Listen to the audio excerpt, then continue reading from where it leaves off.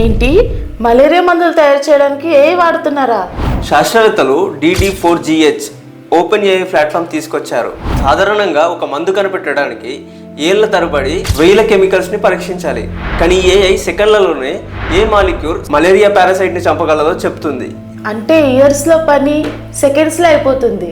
Time saving కదా. Exactly. ఇంకా పెద్ద సమస్య ఏమిటంటే ఓల్డ్ మెడిసిన్స్ ఇప్పుడు సరిగ్గా పనిచేయట్లేదు. మలేరియా పారాసైట్ వాటికి అలవాటు పడిపోయింది. దీన్నే డ్రగ్ రెసిస్టెన్స్ అంటారు. అందుకే కొత్త మందులు అవసరం. గండ్లం అనే కొత్త మెడిసిన్ ట్రయల్స్లో 97% సక్సెస్ రేట్ చూపించింది. దీనికి ఏఐ చాలా ఉపయోగపడింది. కానీ ప్రివెన్షన్ సైడ్లో ఏమైనా చేస్తున్నారా?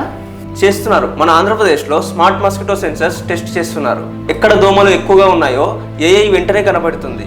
అంటే హెల్త్ డిపార్ట్మెంట్కి ఇది ఒక డిజిటల్ స్కౌట్ లాంటిది. ఎగ్జాక్ట్లీ. వాళ్ళు నేరుగా హాట్స్పాట్ ఏరియాకి వెళ్ళి యాక్షన్ తీసుకోగలరు. టెక్నాలజీ యాప్స్ని దాటుకొని ప్రాణాలు కాపాడడానికి ఉపయోగపడడం నిజంగా నెక్స్ట్ లెవెల్.